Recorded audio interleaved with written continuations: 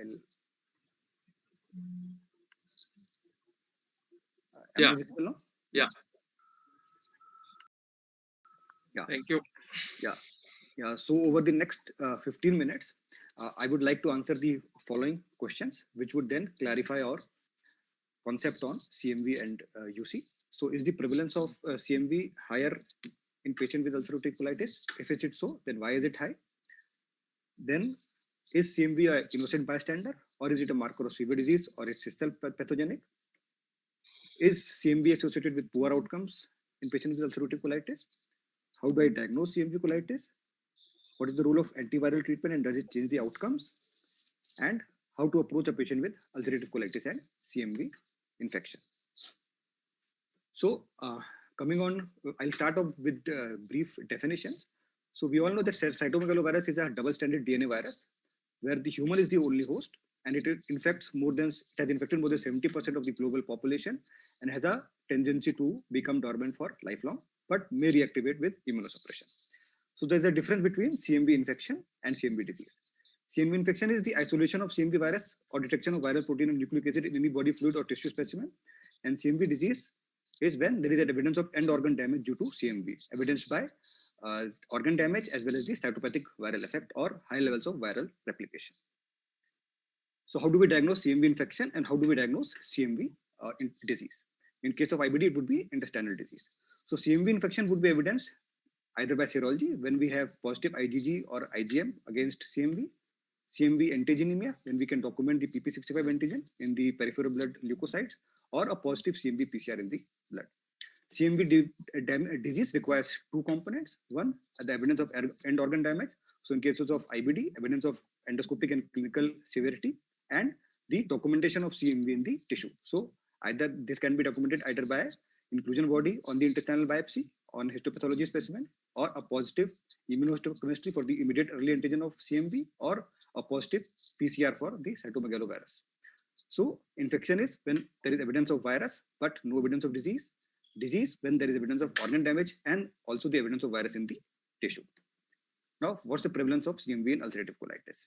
So this was a nice systematic review published in 2016. So interestingly, there were 21 definitions for infection, 8 definitions for disease, and 3 definitions for reactivation.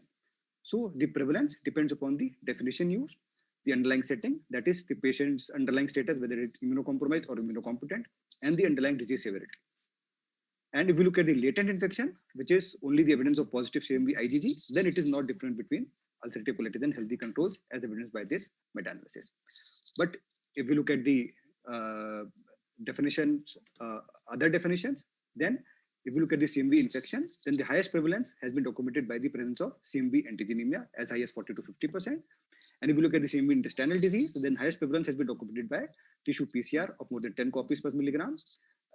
Histopathology for inclusion body and IHC has shown prevalence of about 5 to 10%.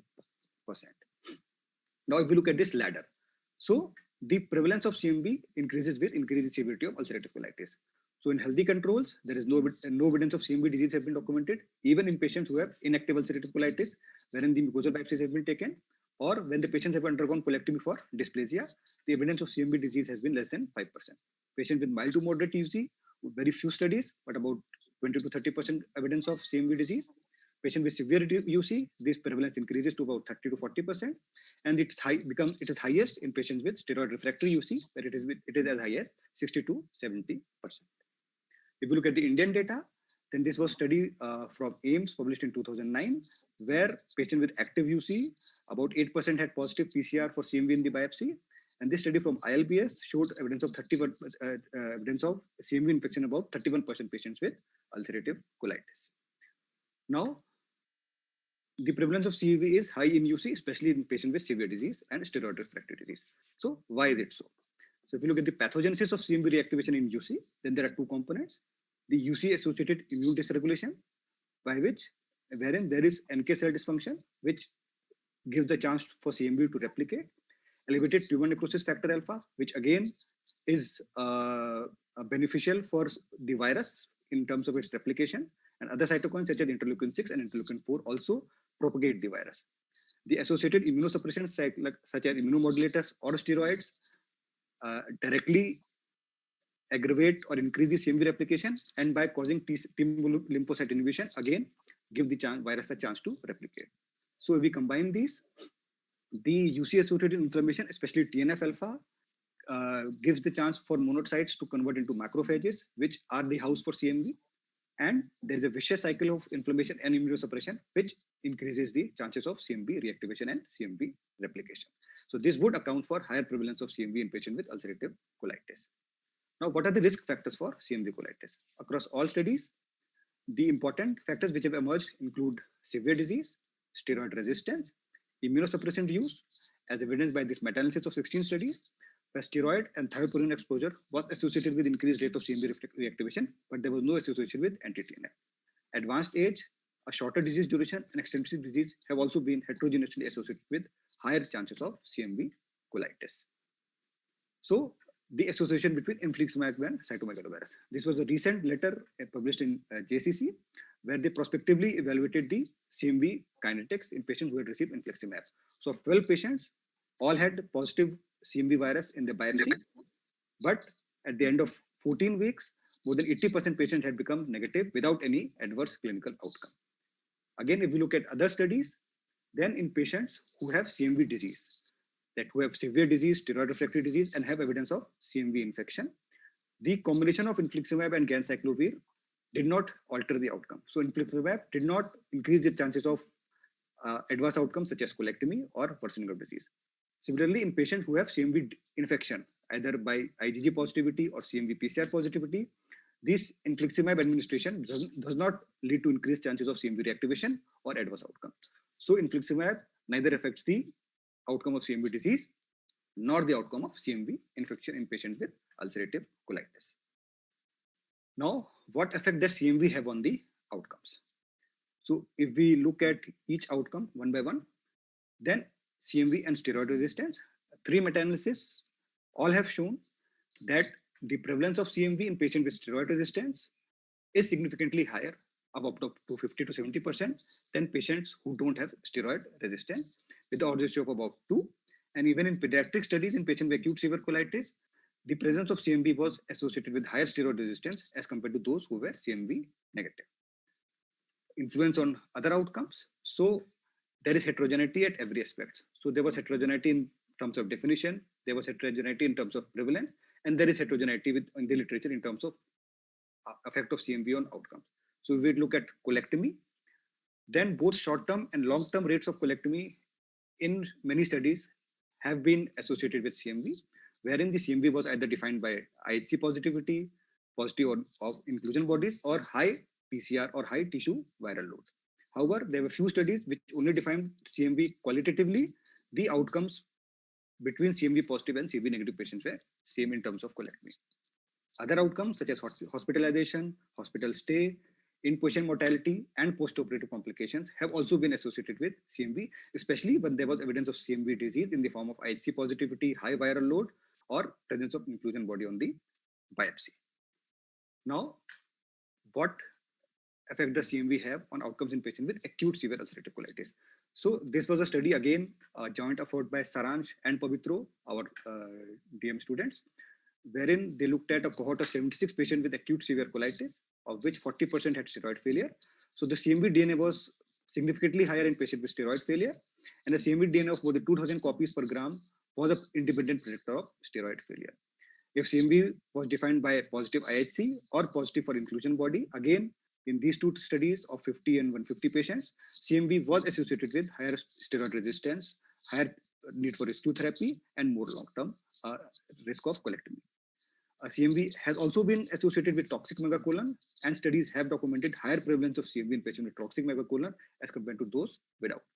So CMV, though heterogeneously, but has been associated with poor outcomes such as colectomy, steroid resistance, increased rate of disease flare, acute severe colitis, higher need for rescue therapy, especially when it has been defined by high viral load, high tissue density of CMV antigen, or by presence of inclusion body in the biopsies.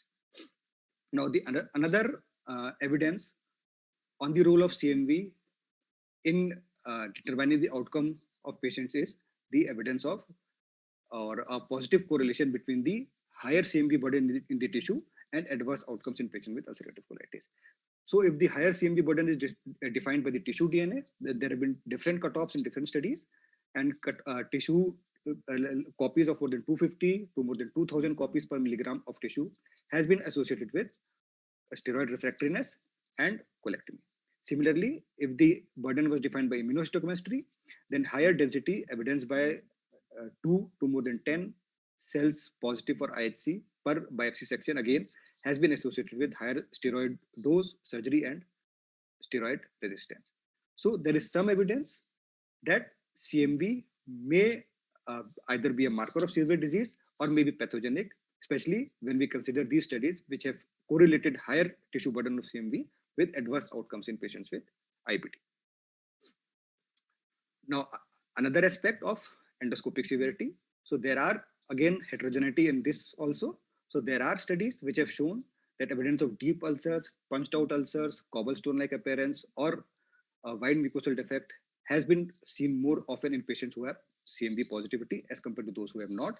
And the CMV viral burden also has been correlated with these findings, as in this study which showed that there were more IC positive cells in patients with punched out ulcer and higher grade of pathological inflammation. However, another study of around 180 patients did not show any evidence of difference between these endoscopic findings between CMV positive and CMV negative disease. So again, there is some heterogeneity, but overall the literature points towards higher endoscopic severity, especially if the patient has CMV disease documented by the higher CMV burden and clinically severe disease in the background of steroid refractoriness. So how do we distinguish whether CMV is an innocent bystander or it's a marker of severe disease or it's pathogenic in its own? So a CMV could be an innocent bystander, or we can define it as a low-grade CMV infection, where there is less severe, or even if there is severe disease on endoscopy, there is absence of characteristic lesions, and the CMV burden is low, documented by low CMV DNA in blood or tissue, negative inclusion bodies, and negative IHC or less Dutch INC in the biopsy.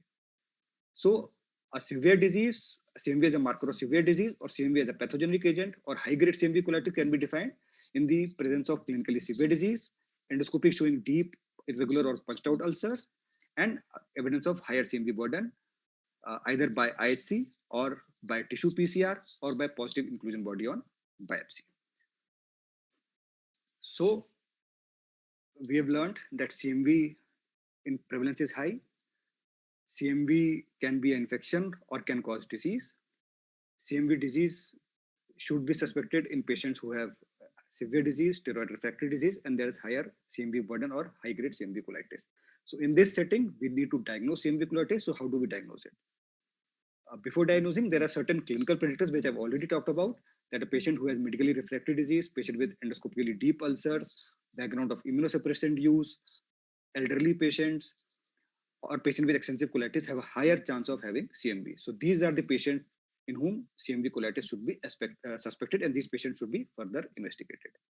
So if we look at the guidelines, the ECO guidelines on infections in IBD published last week suggest that patients with refractory IBD should be tested for CMV colitis, especially if they're not responding to immunosuppressive therapy. The BSG guideline also suggests that patients with moderate to severe colitis, particularly those with steroid refractory disease, should have colonic biopsies to look for CMV disease. Now, how do we test for CMV? Is there any role of blood test? The blood tests such as PP65 antigenemia, CMV PCR, or IgM CMV have poor sensitivity, though they have reasonable specificity, but they don't identify the organ damage. There is no definite cutoff. So as standalone test, the blood test cannot be done alone to diagnose CMV colitis or CMV disease. So we need tissue test. We do endoscopic biopsy, and on endoscopic biopsy, if there is inclusion body, it is suggestive of CMV disease, but the sensitivity is low. IHC has a better sensitivity, but it has a longer turnaround time. And tissue PCR, especially if it is quantitative, although the cutoff has still not been defined, it is heterogeneous, but a quantitative tissue PCR has the advantage of having a rapid turnaround time. Results can be obtained within a day, and a higher cutoff has been associated with CMV disease and adverse outcome. Now, if we have to diagnose CMV, where do we take biopsies? So biopsies should be taken from the inflamed area. Ideally, it is suggested to take biopsy from the base of the ulcer, But in the presence of deep ulcer, there would be a risk of bleeding and perforation. So biopsy from the ulcer edge should be sufficient. For patients with ulcerative colitis, left colonic biopsies are sufficient. Although a study suggested that a minimum of 11 biopsies is required for 80% probability of detecting a positive result, but practically it would be difficult to take 11 biopsies. So biopsies from the inflamed area, from the ulcer edge, and left colonic biopsies should be taken to diagnose CMV. Now, what are the recommendations to diagnose CMV? As per ECO, IHC or tissue PCR or both are essential to confirm active CMV infection.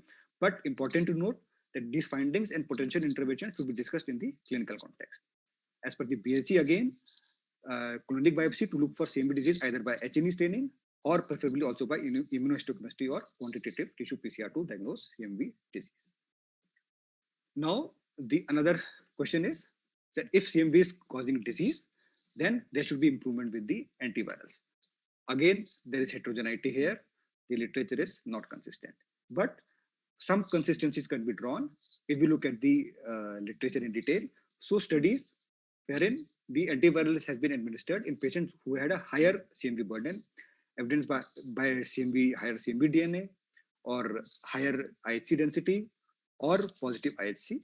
So in these studies, administration of antivirals improved the outcomes in terms of low risk of colectomy and improved long-term outcomes. However, there are studies which do not suggest this also, especially in the studies which have used a quantitative PCR or even studies which have used a qualitative PCR. There are some studies which have either suggested a marginal benefit or no effect of CMV treatment on the outcomes. Dr. Saurabh, kindly wind up. Yeah, 2 minutes. So this study, this systematic review summarizes the findings. So 15 studies, in although there was no effect of antiviral treatment overall, but in patient with corticosteroid refractory disease, especially when the CMV was diagnosed by IHC positivity or H&E positivity, there was evidence for benefit with antiviral treatment. So when do we start antiviral treatment? A patient who has a severe disease player in a background of immunosuppression disease with endoscopically severe disease and high-grade CMV colitis should be treated with antiviral. So we usually start with IV ganciclovir for 3 to 5 days, followed by oral valganciclovir for a duration of 3 weeks. Another important question, do we need to stop immunosuppressant when we are diagnosing patient with CMV colitis? So again, depends upon the intensity of disease and the intensity of CMV colitis. So for patient with high-grade colitis, steroids need to be tapered fastly. As a be continued.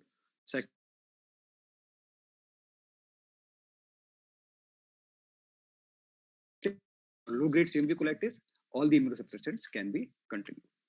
So to conclude, a brief algorithm. So patient with inactive UC or a mild to moderate UC without immunosuppression use, no testing for CMV is required. Patient with severe UC flare, background immunosuppression use, and steroid refractoriness needs to be tested for CMV on endoscopy. So if there is inclusion body on endoscopy, if there is high CMV density, or if the tissue PCR viral load is high, patient should be treated with antiviral with or without anti-TNF.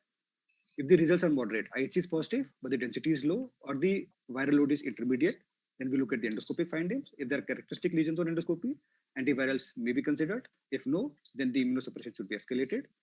If the viral load is very low, or if there is no evidence of CMV infection, then the immunosuppression needs to be escalated. Thank you. Thank you, Dr. Saurabh, for such a lucid talk. Since we have shortage of time, we'll close this session, and I'd like to thank my co-chair, Professor A.K. Sharma and Dr. Nitin. Thank you, everybody. Thank you, sir. Thanks a lot. Thank you, sir, for saving time here. We go on to the next session, which is a talk on IBD mimics by Dr. Rupa Banerjee. I'd like to introduce our chairpersons, Dr. A.C. Anand, sir. Sir is at the Kalinga Institute after retiring from Army, and he is one of the most exceptional gastroenterologists in the country. We also have Dr. Gaurav Muktes, who is Assistant Professor of Gastroenterology at PGI Chandigarh. Again, I request the chairpersons, because we are short of time, to not take any questions. Over to you, chairpersons. Thank you. Can you hear me? Can you hear me? Yes, sir. Yes. Okay. I am grateful to the PGI team for giving me this opportunity. And The talk is on IBD mimics. And the speaker is none other than Dr. Rupa Banerjee, who needs no introduction to the IBD crowd. She is one of the most lucid speakers on the subject of IBD, and she is the director of Inflammatory Bowel Disease Clinic at Asian Institute of Gastroenterology. Since I've been already warned by the organizers about the time, I will not take much time in introducing her. I'll request Dr. Banerjee to kindly give the talk. I need screen sharing. You can share, madam. It's allowed for everyone.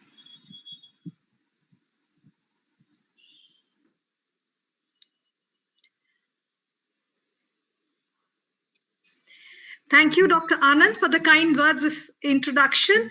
And thank you, Dr. Usha. Thank you, Dr. Vishal, for giving me the opportunity, the entire PGI team. The topic is huge, and I already gathered time is short.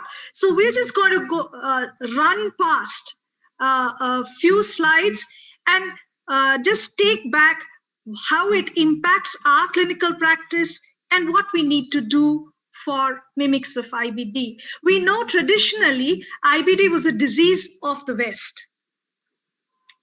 We were far away, happy in our own world, developing world. This was the land of infectious diseases. And we thought that this is what we needed to focus on. This is the land of infectious diseases. As you can see, the tuberculosis, the diarrheal diseases, all over the region. We were busy combating infections, the main ways to prevent infection, the polios, the vaccinations. This was while we were doing this, IBD numbers, they remained low up to the 80s. Post the 80s, there was this globalization. But what did we get? We got bad air, the concrete jungle.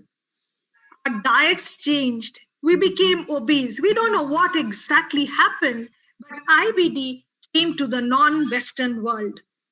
In this scenario, IBDs were chronic, lifelong, complex diseases. Symptoms are often non-specific.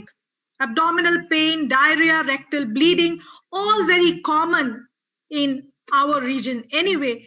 Differential diagnosis is broad, encompasses a wide spectrum of diseases which can mimic or even coexist with IBD. And if you see the top etiologic considerations, you will find infections right at the bottom. But I thought since we are speaking in the Asian region, India and our land, the focus today first would be the infectious mimics of IBD, and then quickly we will run past the non-infectious mimics. Southeast Asia today is an emerging infectious diseases hotspot that has not come down, and IBD is on the rise. So infectious colitis and IBD together are two lions in the same region, a common encounter.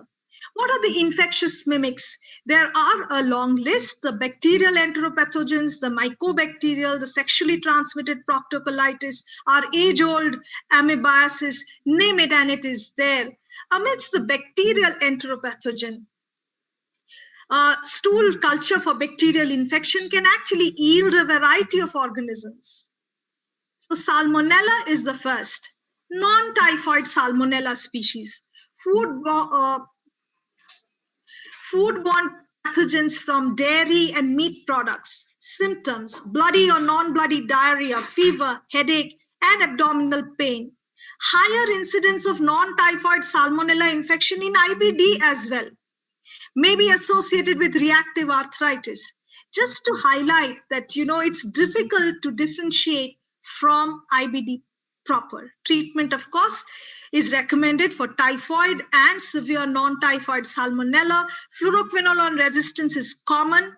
Macrolides or extended spectrum cephalosporins are therefore preferred. So this is Salmonella. Then we come to Shigella. Here again, symptoms can be fever, bloody diarrhea, abdominal pain, and myalgias.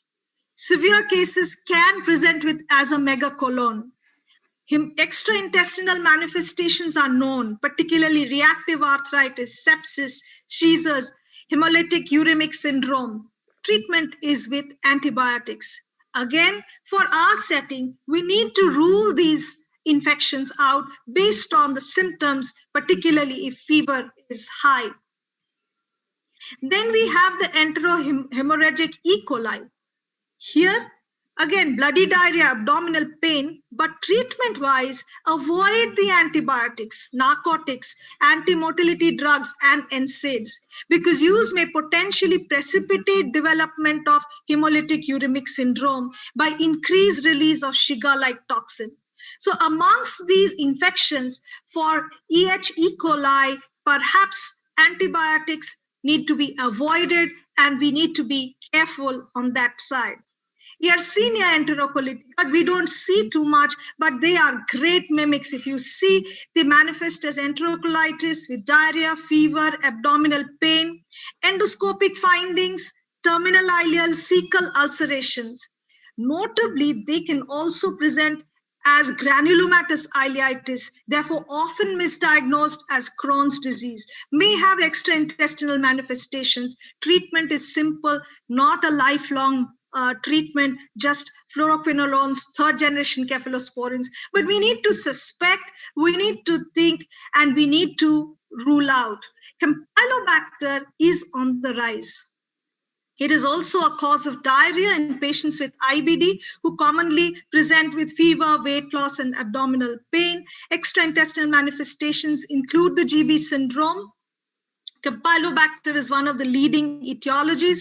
There could be reactive arthritis. Once again, treatment with macrolide or fluoroquinolone antibiotics. We recently actually had a patient with Campylobacter on culture. That is the first case that I can think of. And then the patient did respond well to antibiotic therapy. We come to amoebiasis. And we should never forget that in our part of the world, 10% of world's population is infected. Most of it is in the tropical region and classically presents with abdominal pain with bloody diarrhea. Symptoms vary from asymptomatic cyst carrier to fulminant colitis. Colonoscopy can show right or left-sided colitis. And we always learn the hard way. Now that we are seeing a lot of IBD, and this was a very interesting case because this was a patient with ulcerative colitis, with a flare, not responding to steroids. We were planning to go beyond. A biopsy actually showed that it was teeming with amoeba. So history, family history, taking the histopathology was always necessary because unfortunately infections are prevalent, and it's bad to miss one, because these are treatable conditions and treatment makes all the difference. Again, this is another patient with ileocecal ulcerations with a loss of vascular pattern, granularity, pinpoint erosions, few superficial ulcerations. Biopsy told us that it is a strongyloidosis. Fulminant amoebic colitis after corticosteroid therapy. Hence, this is a study of 24 cases identified of intestinal amoebiasis with concomitant corticosteroid therapy. And I'd like to highlight here that 25% cases turned out to be fatal.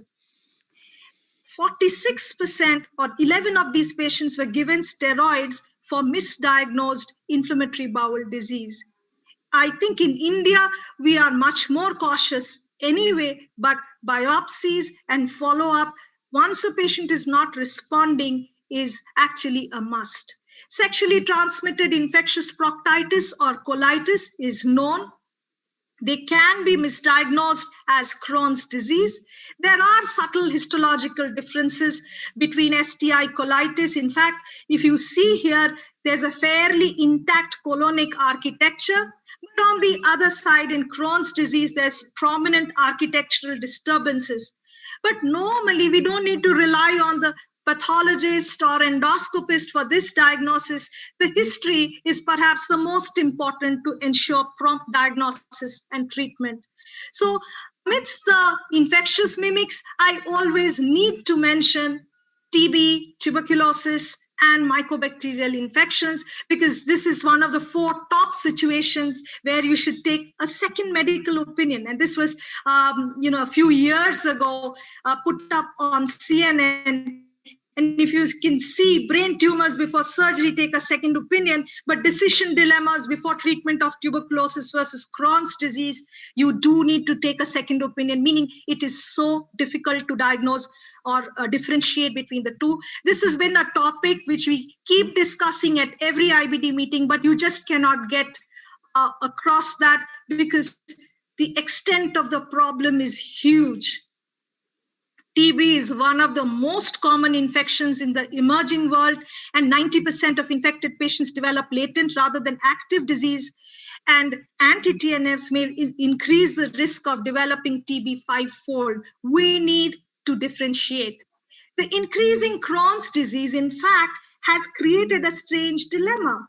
Earlier, we were diagnosing Crohn's disease less because we were treating it as TB. And now the opposite is also increasing. Cases of Crohn's disease misdiagnosed as TB have been decreasing. But cases of TB misdiagnosed as Crohn's disease is actually increasing over the past 2 I'm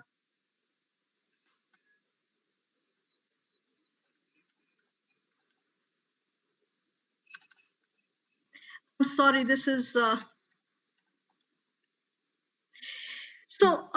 this causes diagnostic delay, and then there is increased risk of complications because of this factor of the TB versus Crohn's. Anti-TB therapy prevented early diagnosis in almost 1/3 of the patients that we saw at our institute. Interestingly, many will respond partially or even completely to TB treatment. They turn out to be Crohn's later on. So despite initial clinical response to anti-TB therapy, long-term stenotic complications are higher. We follow a treatment algorithm, treat like TB or treat like Crohn's disease based on clinical judgment, basic investigations, and then follow up the patient. If TB culture comes positive, patient is on TB treatment, complete therapy. TB culture negative, poor clinical response, re-evaluate. TB culture negative, but clinical improvement, then you need to complete therapy and then reassess to rule out Crohn's disease. The next mimic that we need to focus on is infections that mimic a flare in IBD and the impact on IBD therapy, because we need to understand when there is a mimic which is looking like a flare of IBD, which should mandate a discontinuation of therapy, and when can medications be continued. And first and foremost is CMV colitis, and I think Dr. Saurabh has just gone into it in detail. The dilemmas we know, is CMV the culprit or the bystander, to treat or not to treat, and what about the immunosuppressants? Once again, I will not get into it. If biopsy is negative, patient is responding to steroid, continue the treatment. If steroid resistant and disease is severe, start antiviral therapy. But if blood is positive, not responding, then stop immunosuppressants, start antiviral, consider colectomy. So this is all in short, but we need to understand, I think Dr. Saurabh has covered it in an excellent way in his talk. And then we come to Clostridium difficile. And this is a clipboard case, a 41-year-old UC in remission on adalimumab. Colonoscopy showed the classical findings. C. diff toxin was positive. C. diff can produce symptoms that mimic a flare. It can precipitate a genuine flare or just be an innocent colonizing bystander. And that is the enigma of IBD. What should we do? Withhold immunosuppressants, prescribe antibiotics alone, or administer antibiotics together with continuing immunosuppressants to treat the possible exacerbation of IBD. And to put it in short, and I've just put it up there because there's a significant disagreement on whether combination of antibiotic plus immunomodulators or antibiotic alone should be the treatment. Clearly, the risk and benefit has to be balanced and individualized. But importantly, both CMV and C. diff should remember what to do. There are management algorithms, but within 72 hours of CDI therapy, we need to assess clinical status unchanged or worsening. Based on that, we can proceed further. The next that we come into after all this huge list of infections is the non-infectious mimics of IBD. And I think this is also important. The first, and we'll just go slide by slide on a few practice points only. Diverticulitis, most often presents in the left colon with acute left lower quadrant abdominal pain, do not usually have diarrhea and bleeding, unlike IBD. Cross-sectional imaging recommended, can be diagnostic. Practice point here, endoscopy to be avoided if you think so because of risk of potential bowel perforation. Then we come to the segmental colitis associated with diverticulosis. Here, it may manifest as abdominal pain and diarrhea. Histology may be consistent with cryptitis, cryptapsis, evidence of chronicity, very much like Crohn's disease. How do we differentiate? Here, endoscopically, inflammation usually occurs in areas of diverticulosis alone, and the rectum is spared. Patients will respond to topical and or mesalamine treatment. Then we are seeing more cases as more surgery is happening. That is the diversion colitis. The incidence of diversion colitis has actually been estimated to range between 50 to even 100%, may occur as early as 3 months following surgery. A deficiency of butyrate or the short-chain fatty acid is considered to be the main factor. The majority here again will present with abdominal pain, rectal bleeding, discharge, and tenesmus. Endoscopic features, very difficult to differentiate, can just be friability, erosions, and ulcerations. Usually responds best to reversal of ostomy. Short chain fatty acid enemas have been used. I don't have a personal experience, but may work. We come to NSAID-induced enteropathy.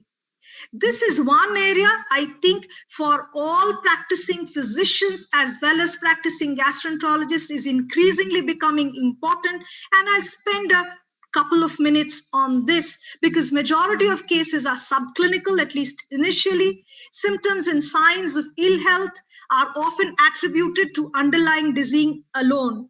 Possible evidence of NSAID enteropathy: dyspepsia that does not respond to PPI, a vague abdominal pain, iron deficiency, anemia, obstructive symptoms only when strictures develop. And if you look at the spectrum of small bowel NSAID ulcers, single or multiple, superficial peaking NSAIDs with enterohepatic circulation, and this perhaps would give us the first inclination that NSAID usage is the cause. So gastroduodenal side effects and bleeding of ulcers are well known, but right now we need to focus on NSAID-induced small intestinal ulceration, and all ulcers in the small bowel are actually not Crohn's or IBD. Polypharmacy is shifting GI injury more distally. And if you see, when used alone, NSAID, or when used with a combination of other drugs, the small intestine takes the major hit.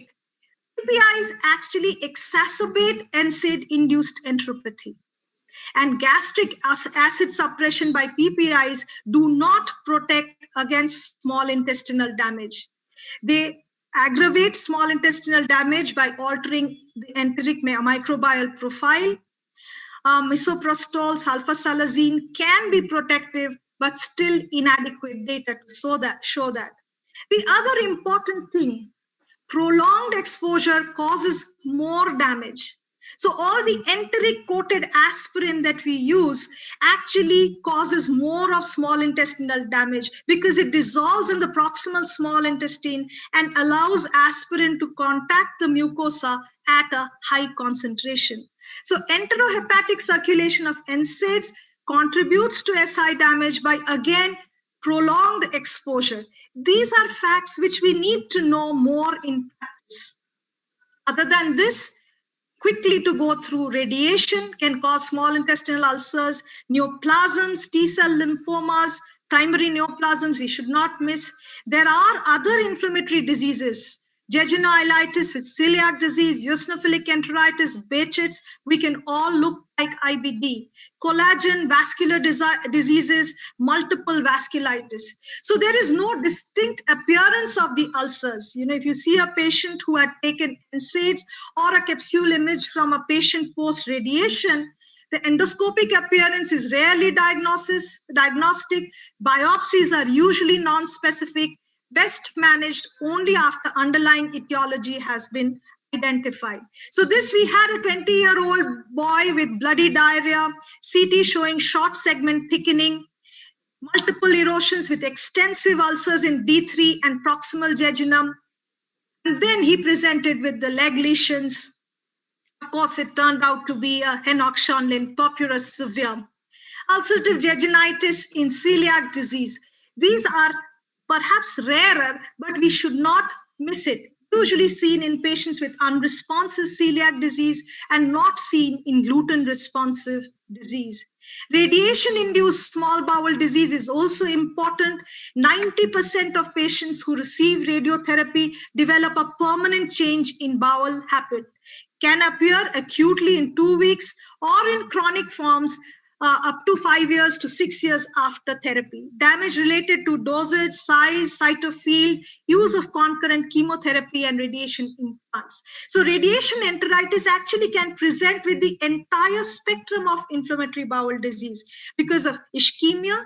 There can be mucosal ulcerations, spontaneous small perforations, fistulas, and abscesses. For malabsorption, like small bowel, diarrhea, steatorrhea, weight loss, cachexia.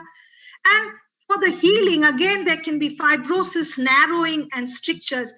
These are the things that we need to keep in mind. Chronic radiation enteritis, very little treatment available, surgical intervention if intestinal obstruction or perforation, enteroscopy and APC perhaps for small bowel telangiectasias, vitamin E, aminosalicylates, some promise, not enough. We cannot end without mentioning non-specific or idiopathic small intestinal ulceration. Ulcers beyond the jejunum that cannot be explained on the basis of any known etiology, initially reported by Mayo Clinic in 59 patients treated over 2 years. So we call it CMUS, cryptogenic multifocal ulcerous stenosing enteritis. There are a few factors by which you can differentiate. The disease process, transmural ulcers are classical in Crohn's disease. In CMUS, it's usually shallow ulcers. There's absence of small intestinal fistula formation despite recurrent chronic disease, localized largely within the jejunum or proximal ileum. So it's difficult to identify, but if you know of it and you see some patients, you know how to deal with it. Treatment, segmental resection. Some have responded to glucocorticoids. In our series of 8 patients, they responded well to budesonide. 2 have recurrent anemia requiring transfusions, and 1 after segmental resection as well. I'll end today with a diagnosis. So this is a farmer who presented with chronic right lower quadrant abdominal pain. The result of stool examination was positive for blastocystis.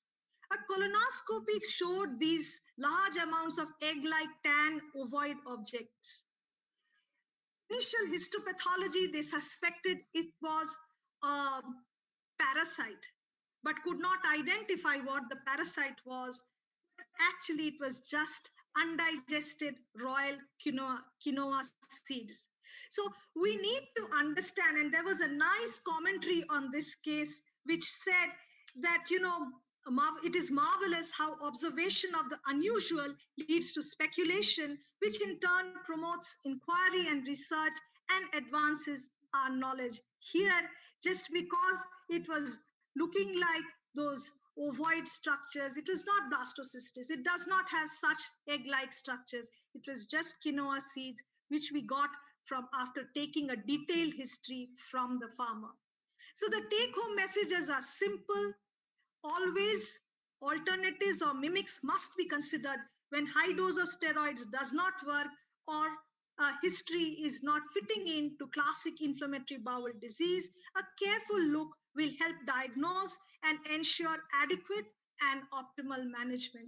We need to spot the difference. And if you see between these two, the beetles crossing the road looks like no difference. But if you look closer, there is one where there are no shoes. So thank you once again for inviting me. And I think that we will continue to learn about IBD at the master class. Thank you, Dr. Rupa. That was an extensive expression of all the IBD mimics. This would actually invite a lot of interesting discussion, but I think the organizers are getting a little restless about the time, and therefore I request my co-chairperson, Dr. Gaurav, to close the session. Thank you, Dr. Anand. I agree. Thank you, Dr. Rupa. It was a wonderful and a lucid talk. I'm sure it would have enlightened so many